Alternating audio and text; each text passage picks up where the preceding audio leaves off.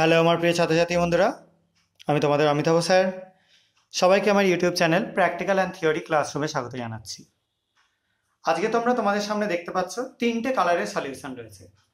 একদম এধারে একটা টারবিড সাদা সলিউশন, এদিকে রয়েছে একটা দেখো হালকা কমলা বর্ণের সলিউশন, আর মাঝখানটা হালকা সবুজাভ হলুদ বর্ণের সলিউশন। তো আমরা এখানে একে অপরের মধ্যে সলিউশনগুলো মিশিয়ে দেখব কি পরিবর্তন ঘটে। প্রথমে আমরা এই যে টারবিড সলিউশনটা সাদা ঘোলাটে সলিউশন, এটাকে আমি যোগ করে দিচ্ছি প্রথমটার মধ্যে।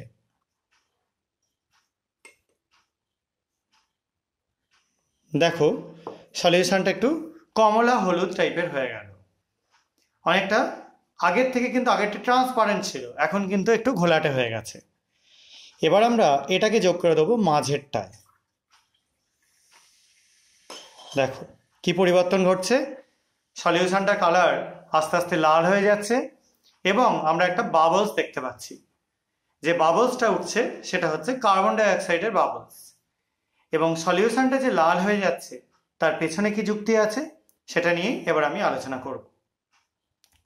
প্রথম আমরা যেটা ঘোলাটে সলিউশন নিয়েছিলাম সেটা ছিল পটাশিয়াম কার্বনেটের সলিউশন, এবং তার সঙ্গে এপাশে যে সলিউশনটা ছিল ট্রান্সপারেন্ট এবং কমলা বর্ণের বা অরেঞ্জ কালারের, সেটা হচ্ছে মিথাইল অরেঞ্জ সলিউশন। যখন আমরা এই কার্বনেট সলিউশনটাকে মিথাইল অরেঞ্জ সলিউশনের মধ্যে ঢাললাম, তখন সেটা কি কালার হয়ে গেল, সেটা একটু ইয়োলিশ হয়ে গেল, ইয়োলিশ অরেঞ্জ হয়ে গেল। কারণ কার্বনেটের স্যাম্পেলে একটা বেসিসিটি আছে, একটা ক্ষারকত্ব আছে, সেই জন্য কালারটা চেঞ্জ হয়ে গেল।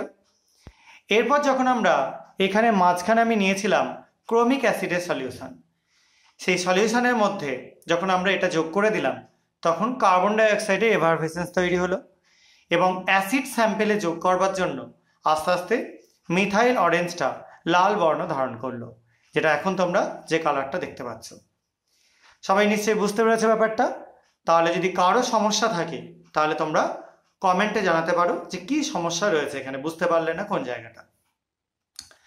আর আজকের যদি যেটা করে দেখালাম সেটা যদি তোমাদের ভালো লেগে থাকে তাহলে আমার চ্যানেলটাকে সাবস্ক্রাইব করো, ভিডিওটাকে লাইক করো এবং শেয়ার করো বন্ধুদের মধ্যে।